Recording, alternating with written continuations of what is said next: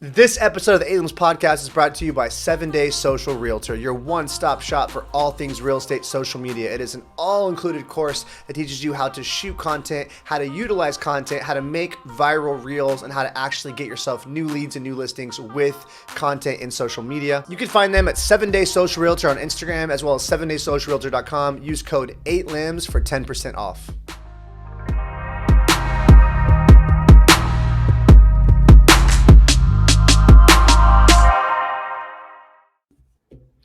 What's going on, guys? Welcome back to the 8 Limbs Podcast. Very special guest today. I have my buddy Joe Dillon. So Joe is a real estate investment coach or wholesaling coach, and he built a multi-million-dollar real estate wholesaling business. Then Joe split from a partner, did it again, which says a lot about my man here. And real estate coaching, wholesale coaching was called seven-figure wholesale. But now Joe's in the middle of a business transition, coming for some more purposeful reasons and ways to make your money. So he has meaningful millions about to launch. We're going to get a lot of great info from him today. But Joe, happy to have you, man. How you feeling today? Excited to be here, baby. How are you doing, man? Awesome. It's been a good day. So Joe, let's get started, man. I want to give these viewers the value they came from. So let's talk. Wholesale is a buzzword. And I know I can tell you now, obviously you guys know I own a real estate media agency, very involved in real estate. A lot of people want to be involved in wholesale, but a very fraction of them do it well, do it to success. And Joe's definitely an example of that. So when it comes to wholesaling, like why is it that some people just rake it in and some people never even are able to break through? Bro, man, wholesaling has gotten so popular in the last like 6-7 years, right? And so the main thing that I have been seeing for people who are successful and actually grow the business, which is what I teach, versus people who are not, is two things. One, and they're different for different seasons and phases of your business. The first thing is if you're in the first stage of your business where you're just trying to get your first deal, or maybe you've already gotten 3 or 4 or 5 deals and you're still kind of learning. It's about staying consistent. As simple as that sounds, that makes the biggest difference in a starting entrepreneur. This is the grit stage. This is about earning your stripes. Okay. So I have people that have come into programs and like, they're just the simplest thing. They're just not making enough calls.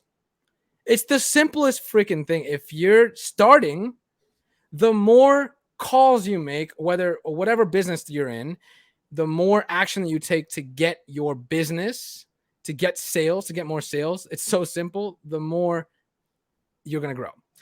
In stage 2, once you've built a little bit of capital, you have some deals under your belt. Stage 2, and different things require different strategies depending on where you're at. That's why I say for stage 2, once you're already there, it's about systems. Okay. Systems and delegation to get you from stage 2 to stage 3. Right. And we can continue to talk about that for many, many hours, but that's the biggest thing that I've seen. I get that. That totally makes sense. Like any entrepreneur, right?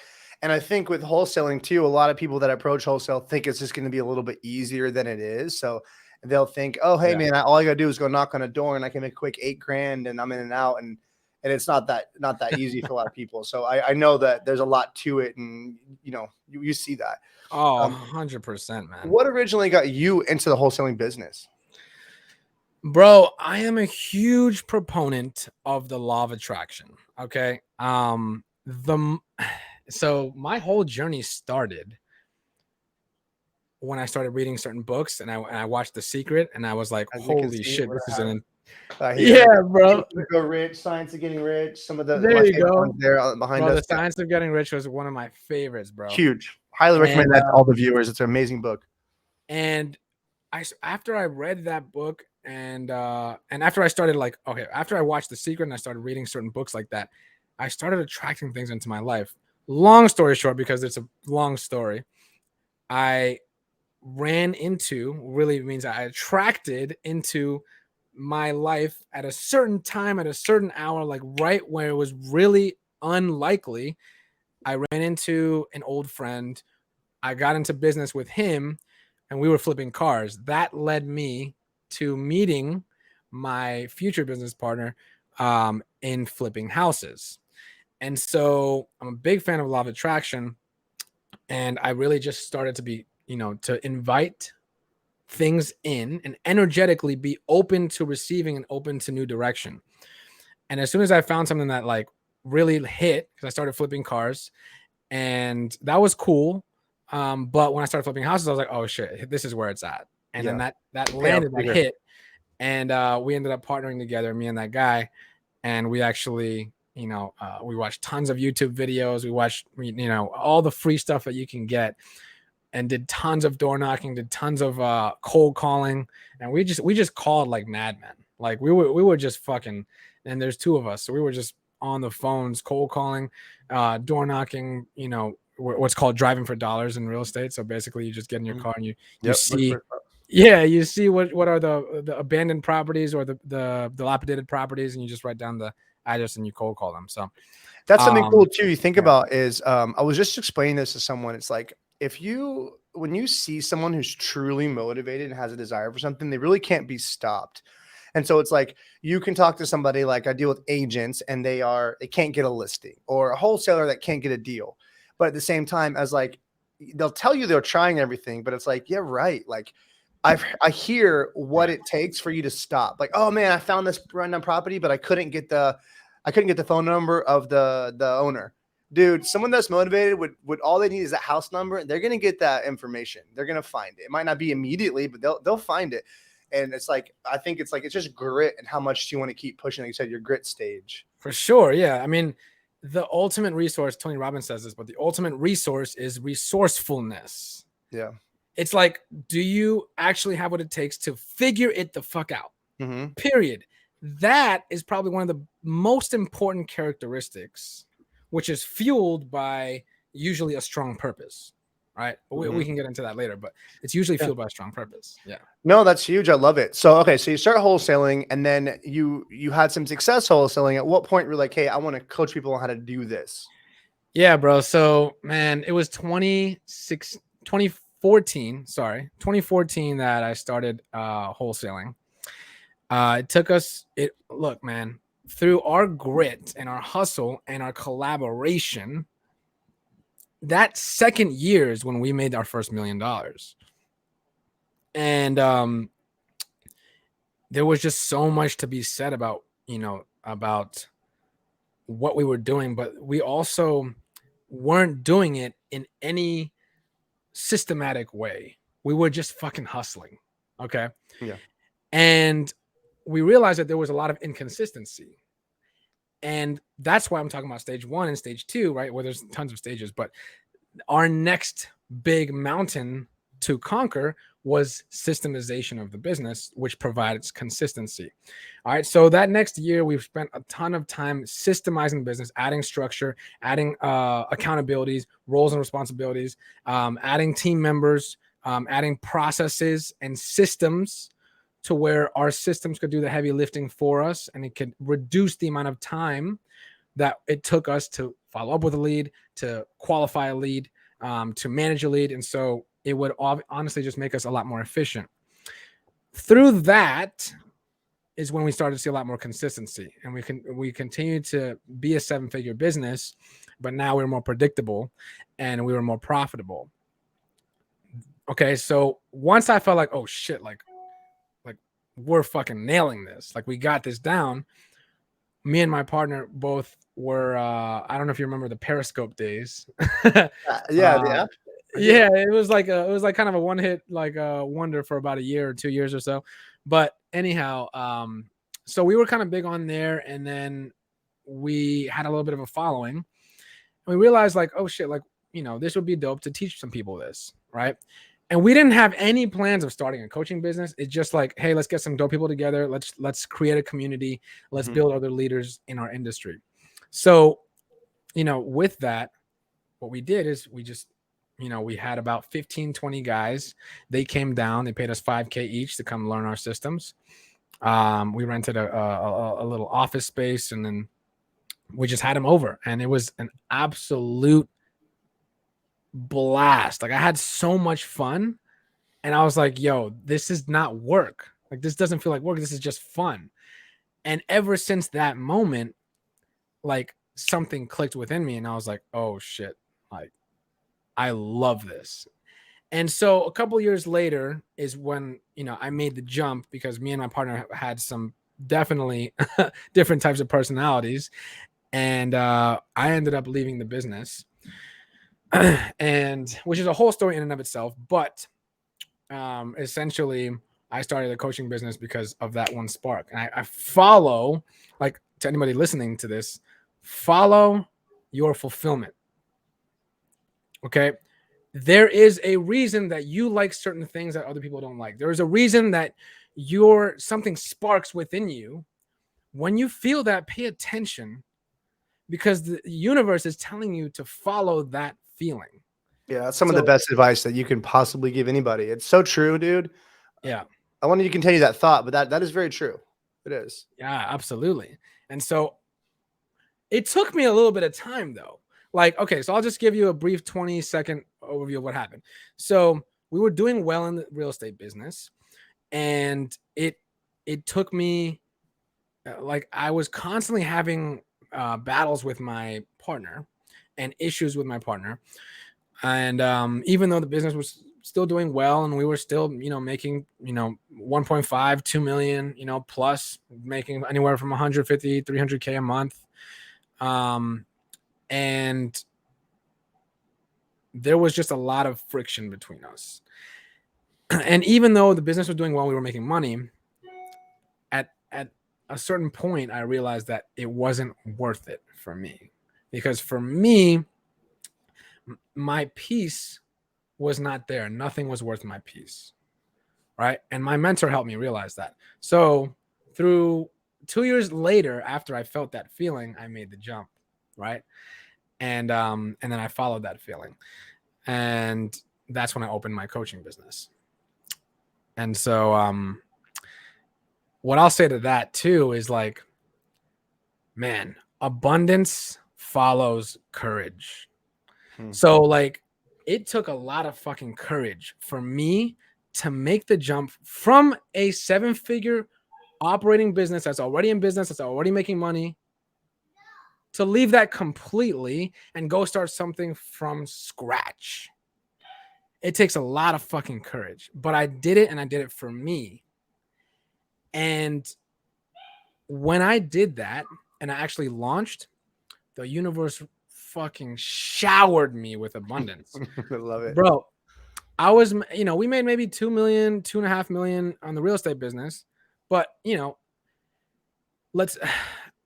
have tons of expenses. I have a partner, right? So there's a lot that comes out before it reaches me, right?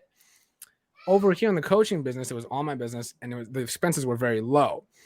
So, within the first, like, week and a half of when I actually launched, I had the courage, which is another courageous moment, to actually launch. And the reason it was a courageous moment, real quick, is because most people have this fear of being seen and this fear of putting themselves out there. And I had that when I first started. Any coach that's just starting will have that. Almost all of them will have that fear of putting themselves out there.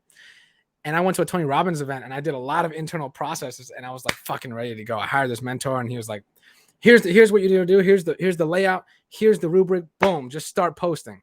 And then very soon after that, start selling. And I did that. And within like 10 days after I launched, bro, I made like 100K within 10 days of launching my first coaching program. Huge. And here's a big piece of that too. That coaching program was not even built. I hadn't even built it. I had a mentor that told me, take massive, imperfect action. And that's probably some of the best advice I've ever received. Imperfect action. Okay. Mm-hmm. It scared me like shit to sell a program that wasn't even created yet, bro. Yeah. But at least, you had customers. Like, once you have customers, then you can start to deliver. So you hear this a lot in the course business. Obviously, we sell an online course, 7-Day Social Realtor. And it's similar to that. Like, we wanted to poll our audience before we put 9 months of work into something and say, hey, who's even interested in this? And as we got a lot of, me, cool. So now we have at least people ready to buy. So we know you're onto something. I think that could happen where people can put a lot of work into a business and then upon launch date, wait, no one even wants what I got. So it's better to know Absolutely. that. So I've heard a lot of people give that advice to go about it like that is Yeah. launch first, get sales first, and then you can worry about delivering after that. You have $100,000 of people ready for you. Hey, I can put this much effort into what I deliver on now. 100%. My advice to that though is yes, take massive imperfect action and sell before it's created. Only if you know your shit. If you don't know your shit and then you sell it, and you try to sell it, you're gonna have a really hard time. Yeah. Right. If you don't have something that people actually want, you know what I'm saying? And so that trying to sell it beforehand is going to test the market, and that's what you want to do. So, but yeah. Anyhow. I love that. For sure. So when you think about, that you're saying like your fulfillment and chasing what you do, I do believe there's something to that. So one of the reasons why I think it naturally opened itself up for you is because you're naturally good at teaching and speaking. So it's like sometimes like in life, like you say, you find all your passions where the things that you have natural talent for meets things that you're interested in, and that meets where you can make money in. So when those three things meet, you're like, hey, I'm naturally good at this. I also happen to like it, and I can get paid doing it. And then it's like this limitless energy can get produced there. There's intersecting points of that. And so it's like, you are example of that. Like we used to make the joke where it's like, if you give Joe a chance to get a microphone, he's going to take the chance. Like if you give Joe the opportunity to get a mic, it could be on a stage with 1,000 people or a room of 10 people. Joe's going to grab that mic and start talking in it, but it's like, because you're good at it. And so it comes from where that's a huge skill to have, where some people, they are qualified to speak. They're qualified to teach. However, they can't, they shrink into themselves when the opportunity comes to actually to give value to others. So I think that's one of the things that your fulfillment found you was like, hey, Joe, like naturally you had the skills of a leader, you had the skills of a teacher, and it's like, hey, this is where you're going to find it. So it's cool. Dude, that's love. I appreciate that. And yeah, for anybody that doesn't know, me and Tony are friends. Like we were in the same friend group. And so that's what he's talking about. But yeah, man. So the guys on the podcast too, who listening, I met Joe actually talking about self-development a lot on this podcast. I met Joe in a retreat. We met in the Smoky Mountains, on a 5-day immersion retreat where it was about yoga, healthy eating, nature excursions, breath work. We met chasing a similar path. And something you guys, if you remember the guest I had named Charles Covey on this podcast, Charles is a highly successful guy. And one thing we said that I always love to say, he's like, you don't find a high level network. You have to get started on a path and then they'll find you. So it's like, you're not just going to go to a bar and find another high level entrepreneur. They're not hanging out at bars. They're hanging out where people are building things and they're finding you from the energy you're sending. So it's kind of like that. Like a lot of the guys that met on that retreat are still great friends. And a funny story about that, Joe and I had you could call it a near-death experience on that retreat. We were in a class 5 whitewater rapids boat, and the first drop of the day, it was a 7-foot drop. The boat flips over. Me and Joe get stuck under the boat in freezing cold water. Currents pushing us against the wall. We were just very jarred from the experience. And after we were done with all this, we look at the guide, kind of almost expecting he was going to say, okay, well, we're going to call it off now, like it's over. And he's like, dude, you got 3.5 more hours of that. That was one of like 13 drops. We're like, oh gosh. Bro, and it was the first drop. The first drop. And me and Tony were like trauma. Well, actually, I think everybody on our boat. I'll speak for myself though. I was like traumatized. We were both for stuck the rest of the falls. Yeah, they weren't stuck like us. They were able to. Where they got flipped off, they were able to get out. You and I got held under. Right. So it was. I've been an athlete my whole life, so I'm not used to that feeling of powerlessness. But that particular situation, this very powerful river was pushing me against a wall, and above my head was a raft that was too heavy to lift. So for a moment, I was like, I can't get out. And then I ended up finding the way to get out. But I was like, it was a scary situation. And even scary, after that, bro. But it's like the point of all that is that like we met trying to better ourselves, and that there's a lot to that. So on that note, how much of a role does self-development play in your life now? I think I know the answer, but I want the guests to hear this answer from you. Like, what is your daily routine like? Your mind, your spirituality, your nutrition. Let's hear it. All right. Before I mention all of that, I think people have to be careful with the terms personal development, because they can. Here's what I ran into. Okay, into this whole personal development world, growing business, and I've been doing it for years. Had a morning routine, right, and I was doing all the things. Okay, cold showers, hitting the gym, waking up early, right, and I've come to a point in my life where the term personal development, I think, can mean totally different things to different people. All right. And the fact of the matter was, I was conditioned by, these books, podcasts, speeches that I've listened to, et cetera, et cetera. And I was really lacking in actually being connected. Okay. And connected to myself and connected to my body. And so I was kind of bulldozing my way through life, not listening to my body, not listening to, maybe potential little signs like, I would get burnt. Like, and basically what happens when you don't do that is, over time, if you're not listening to your body and you keep bulldozing your way through it, you'll get what happened to me, which I got burnt out. Like, I actually got burnout, and I just, I lost motivation, and, it affects your mood, it affects your mental state. And so I think there's a very good balance that people should be aware of that can be cultivated. It's not just about the rah and the fucking go 100 miles an hour and wake up early and hit the gym. And it's not just about that. Every single component of that is and can be great in and of itself, but it must be balanced, and you must stay connected to yourself, stay connected to your soul, stay connected to where your soul wants you to go, and stay connected to your body and listen to your body as well. So there's a beautiful balance that can be developed through all of this. And I think when people think personal development, they just think of this side, right? Which is the wake up early, get shit done, achievement.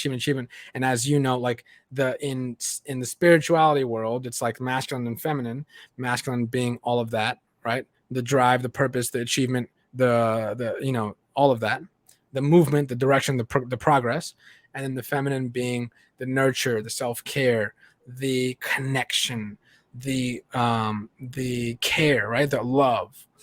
And I've recently come to a point where it's like, man, this side can get so exhausting if you don't have this side. But if you can master the art and of balancing both, that, which there's very few people, I'm talking 1 in 10,000 or less, that I've met that actually have mastered that balance. But if you can, absolutely phenomenal things can open up within you. And I've experienced this, right? And so personal development is great. I think the way that most people see it, just be aware that there's this totally other side that's usually what I've seen in most entrepreneurs is it's totally being bypassed, and that creates a lot of disharmony within you. I know what you mean, because you have to. We went to dinner and we were talking about this. It's like where you kind of almost have to do that at first, though, if you're in your building season, building phase, because it takes a massive amount of effort and work to get something started. And every little system alarm is going to come off in your mind, your body, and tell you to chill. But you're like, I just gotta drive this thing till the gas runs out to get this thing up and running. And then I think it's like a lot of people go through that stage where they're like, hey, I'll do whatever I have to do. It's like that. They're like running in a marathon. They're like, I'll be exhausted when I get to that finish line. And then after, I can start to regroup and rest. And I think there's some truth to that. But what I want to get from you is that, yeah, okay. Go ahead. Please. What I want to get from you is what, when you think about maybe the word personal development was a different word, but when you think about like improving your life, like what Yeah. things do you spend your time doing? Perfect example. Like, are Yeah. you reading? Are you meditating? Are you stretching? Are you doing cold therapy? Are you attending seminars and masterminds anymore? Like, where do you spend your time? Or does Joe Dillon just work Monday, 9 to 5 and then watch TV the rest of the night? That's Right. kind of what I want to find out where your lineup. Oh, okay. Okay. All right. So, man, yeah, I'm so glad. I'm so glad you asked this question. Okay. So right now I wake up, my morning routine is, consists of always three things. Okay. And if I have time, a couple of other things, but basically I'll go get some fresh air and sunlight. So immediately as soon as I wake up, I'll try to get some sunlight in my eyes so that the sun signals my body, okay, boom, it's time to get up. So I'll go for a walk, try potentially go for a run if I'm feeling it. Again, I'm just tapping and tuning into my body and seeing what I want to do that day. Yep. And then, I'll follow it up with a cold shower. I'll do some yoga and then I'll follow up with a cold shower and then I'll meditate. So I call it like the 3-hit combo, which is so beautiful and powerful when you put them together, which is exercise or sweating, followed by a cold shower, cold exposure. And then after that, you meditate when you're feeling really calm, centered, and grounded. I think a term you used a while back was unstoppable calmness or Calmness. Yeah. unstoppable, something Yeah, like that. that comes from the norepinephrine. So when we get Yeah. really cold, I'm an ice bath there, guys. Ice bath. I actually did a long session today out there at workout. The cold triggers this like panic response in the body, and then you tell your body, "Hey, I'm going to override that. I've got it." So when your body says, "Hey, get out of the cold," your body's saying, "Hey, human, you may not realize this, but this could damage you if you don't get out." And you're saying, "No, I get that, and I'm going to stay." So you can use some breathing practices. And what happens is your body knows that. So then it releases something called norepinephrine, which is meant to calm you. Cool thing with norepinephrine lasts hours. So norepinephrine is it's the extample calmness where it's like you're calm, but you're not sedated. So the way I explain that is like you have a huge amount of energy. However, you're not anxious or fidgety. So you can easily sit very still in a meditative position, but you're not about to fall asleep. So it's like when I say like, oh, relax you, it's like, no, the cold doesn't relax you, but it definitely calms you. And you're there and you're after that feeling for me after you're just kind of like, yeah, like especially for me, I've never been one to enjoy meditating and been able to sit still very well. ADHD, hyper producing athlete, just go, go, go. So like when I fell in love with the cold, it was because for the first time ever, I was able to sit for long periods of time and not move a muscle because of that effect. Yeah. Dope. Yeah, I love it, man. And you just feel so amazing after you Yeah, get out of the it's energy. cold. It's a state It, shifter. We talk about this all the time. The cold isn't so much like nowadays. It's a huge fad, and everyone does it, and yeah. everyone's putting videos of it all the time, and that's totally fine because they're excited, and I think it's great to do. But what it is for me now, I've been ice bathing consistently for 5 years. I have a home unit, and it's like at a certain point, I'll be honest. I tell this to everyone, I don't do Wim Hof breathing prior to ice anymore. I can just get in and get cold for my 3 minutes and get out. Some days it can be more of like a ritualistic, hey, let me get ready, get centered, get cold, meditate. Some days I just use it and substitute for a cup of coffee. I jump in the ice water, dunk my head, get out, and I'm like, woo, I'm here, Yeah. wide awake. So yeah, it definitely is a huge state shifter and you'll feel amazing afterward. All right. So another thing that I do is read, bro. Like there will never be a point in my life where I'm not consistently reading just because it adds so much value to my life and it literally opens up my brain to different perspectives. And it's one of the most valuable things that I'm ever doing. Like you can take someone's life and wisdom and put it into this little book. It's like cheating, Yeah. right? It's like Yeah. cheating life. I think the best way Jim Rome, there's a quote that Jim Rome has, and I love it. He says, in his amazing way he delivers, the way he speaks, he goes, "Did you know that people that became successful wrote down how they did it in books and people don't read them?" He was like, "How would you explain that?" He was like, they've saved you 30 years on a cheat sheet. Yeah. People don't read it. And it's so true. So that, I'm a huge proponent of that. I love new books. I'm almost like addicted to it now. Like if I would rather, if it's I'm winding down, I'd rather jump on YouTube and watch a podcast or educational video than some kind of comedy sitcom.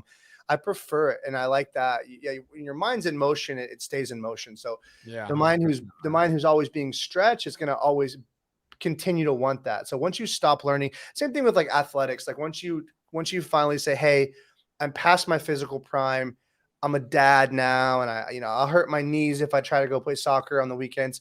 You send that signal in your body. It's like, okay, heard, you're downhill. So it's like if you stay active, you stay learning, and you stay challenging yourself, you have a lot more life you can squeeze out of your life because you're going to stay young in your 50s because you have that youthful mentality.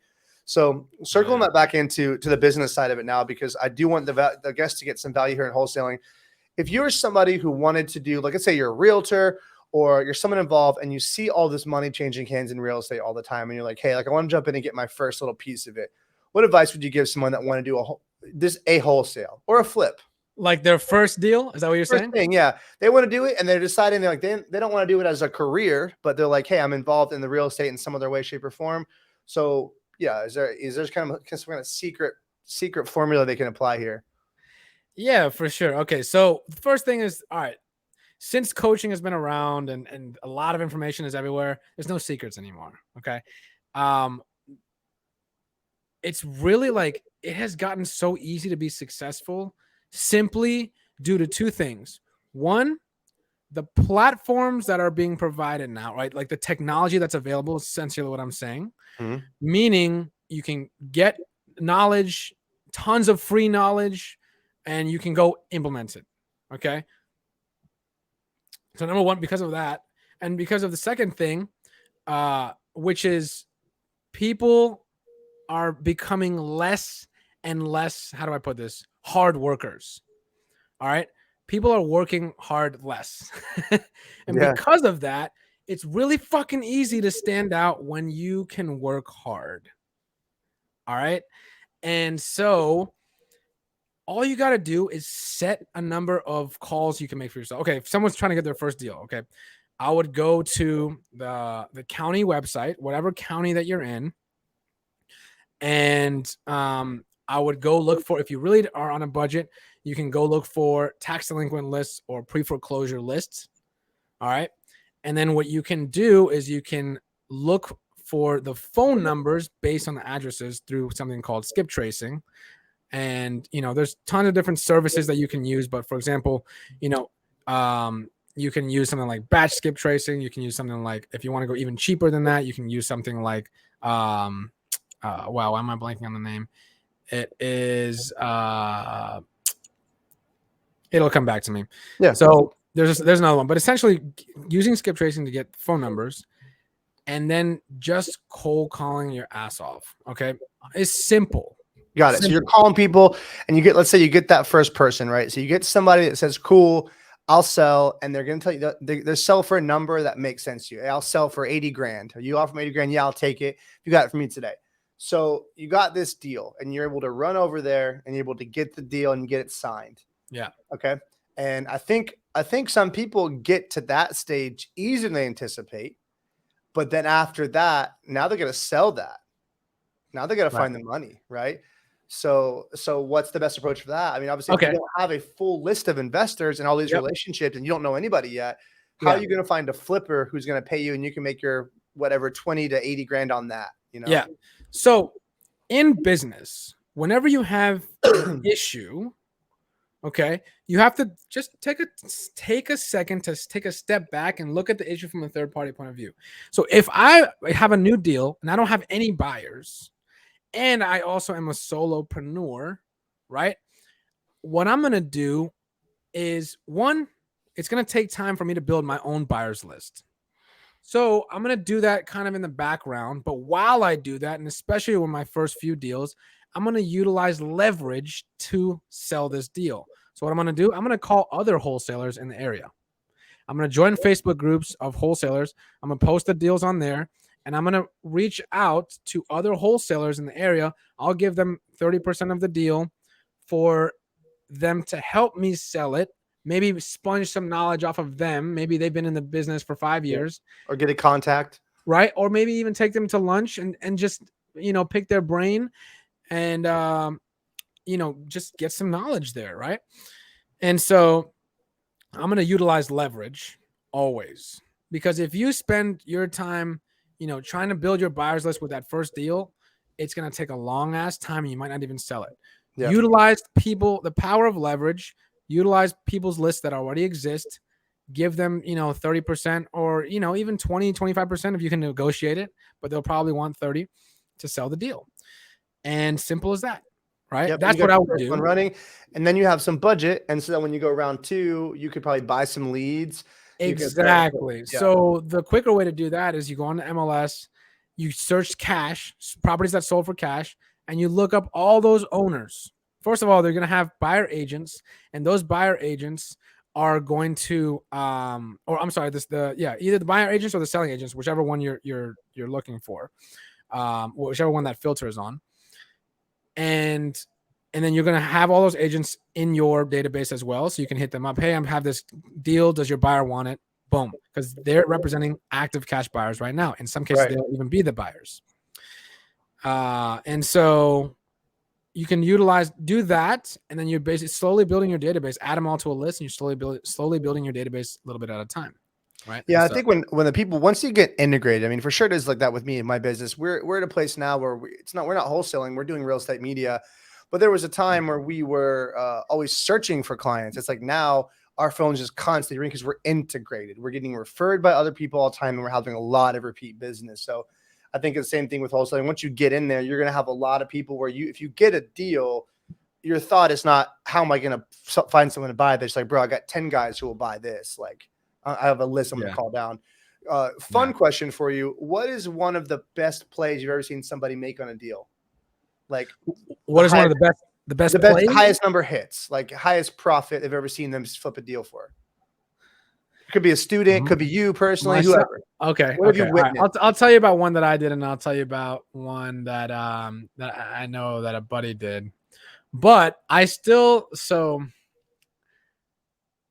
had this deal in DC, and guys, when you can spot an opportunity where people are not really digging, there's tons of money to be made in that area, like as long as it's lucrative. So what we did is we targeted apartments that could be converted to condos, okay, like old rundown apartment buildings, or even 4 units, let's say, that could be converted into condos. Okay, so the current value is like here, and the potential value is like way up here. All right, so you get it for a good price because this is the current value. You convert it, and we targeted those through specific zoning codes. And basically, we got it under contract for $300,000. We assigned it for $600,000. We made $300,000 within 60 days. Yeah, it's amazing. And that's that a was big hit. That was a big hit, bro. Yeah, that was huge. When that happens, this is when you're still in business with your previous partner? Yeah. So this is a funny question I'll have to ask agents too, right? Because we're actually doing a closing with an agent on Friday, and her closing is going to be like $127,000, her closing check. And I always ask people when they get checks, and especially if they're over 70 grand, that's a big amount of money to anyone.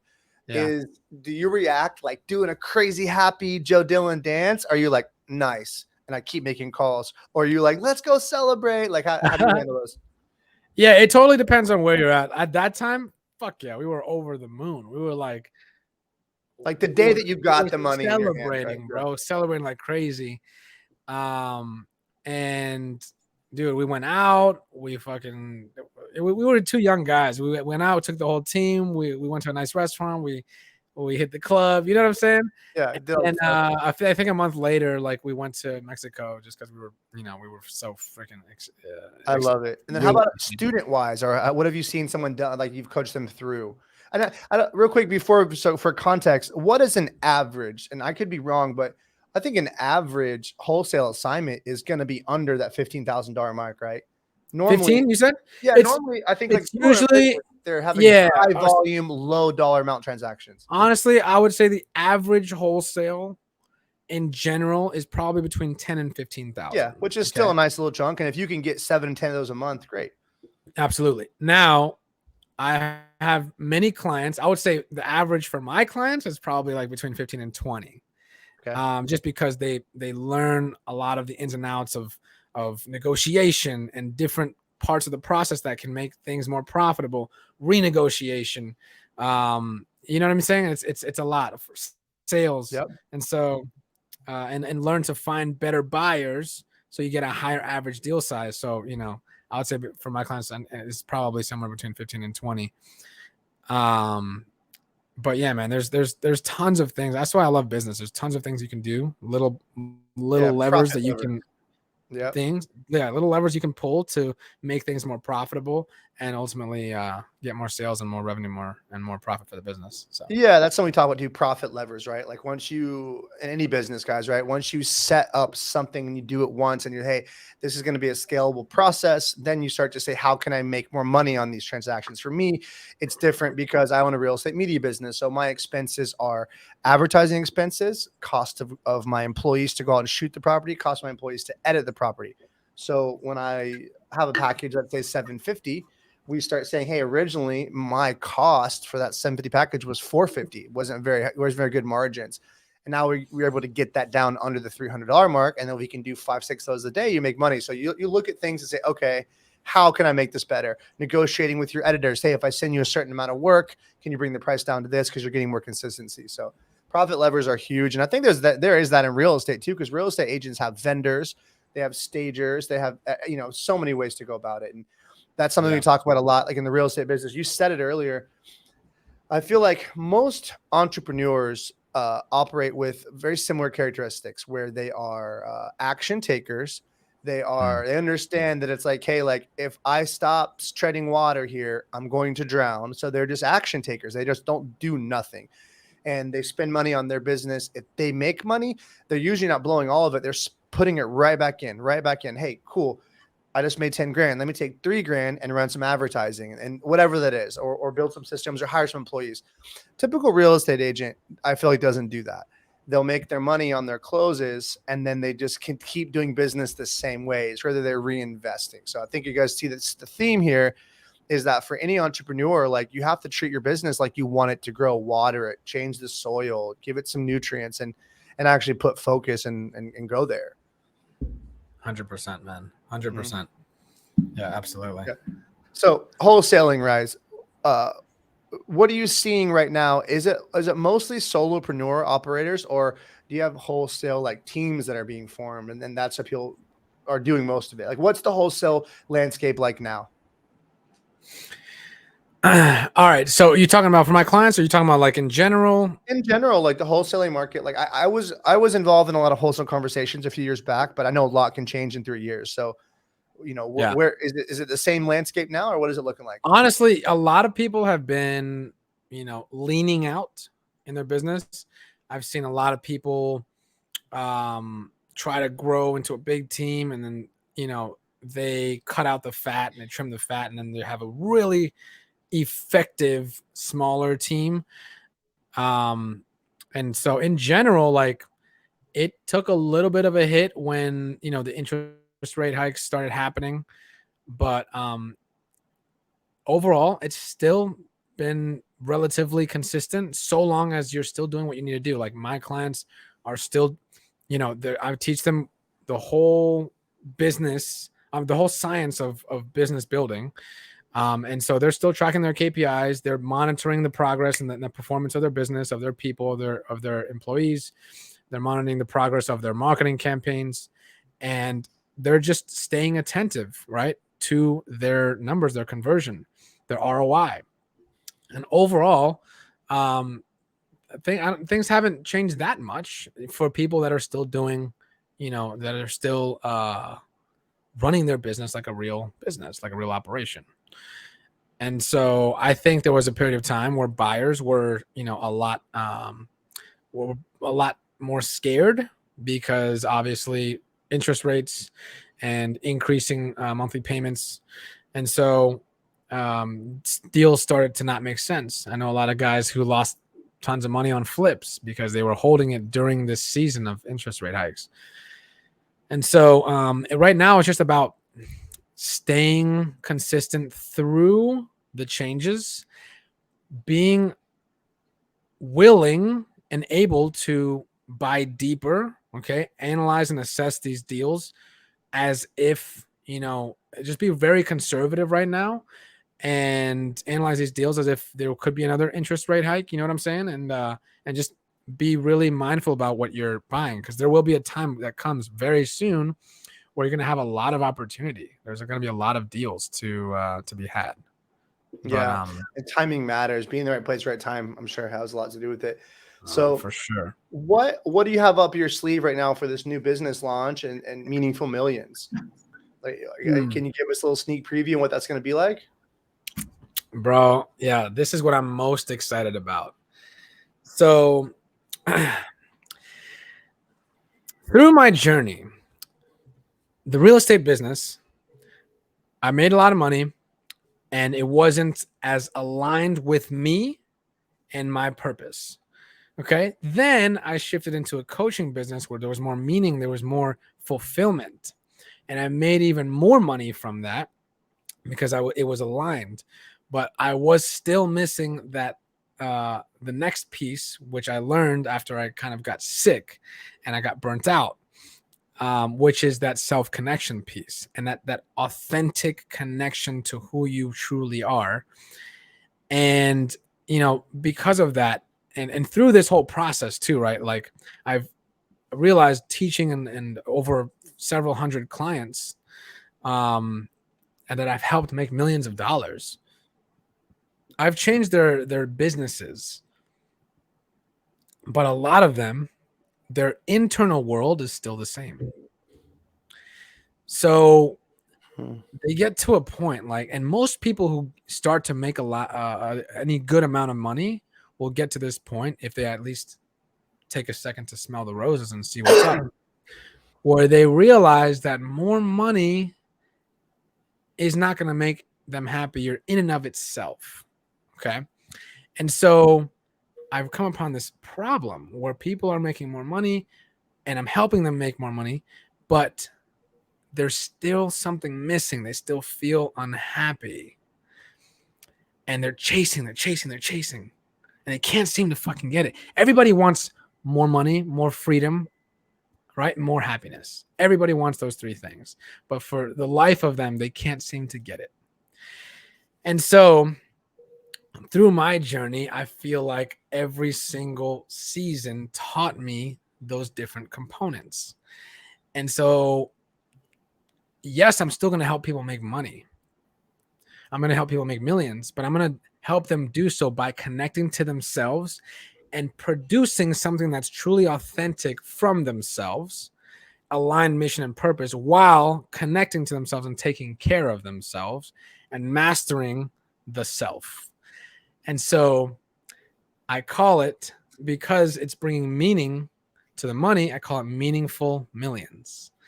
And so that's where, I'm going to teach people not only how to make millions of dollars, but how to do so in a way that's aligned, authentic with who they are, how to take care and nurture themselves, and how to still live a life of an entrepreneur while doing all of it.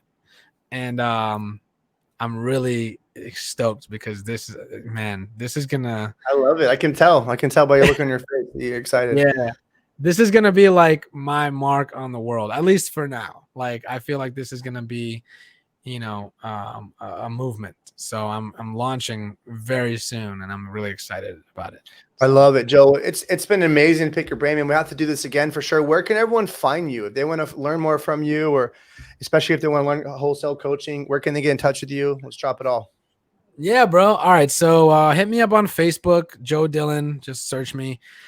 Obviously Instagram. You can hit me up on Instagram too, Joe Dillon Official, JoeDillon Official. Those are my two main platforms. Just hit me up through there. Message me. If you're a six-figure entrepreneur, that's typically who I work with. Six-figure entrepreneurs who have already kind of passed that stage one, already kind of passed that grit phase where they have earned their stripes, where they know their business, where they're making money, but they need the tools, the strategy, the systems, and the structure and the team to take them to 7 figures. And that's where I come in and I help people with those systems. And of course, now I'm doing so with the meaningful millions part with that whole personal component. So if that's you, reach out to me. I love it, man. It's been an absolute pleasure. I always learn something when I talk to Joe Dillon, guys, and that could be in a situation like this or in a 10-minute phone call. So for sure, highly recommend taking a look at this man and what he teaches. And I can't wait to hear my meaningful millions. It's going to be great. Thank you, brother. I appreciate it so much, man. I've had a lot of fun. All right, guys. I'll see you guys next time. Signing off.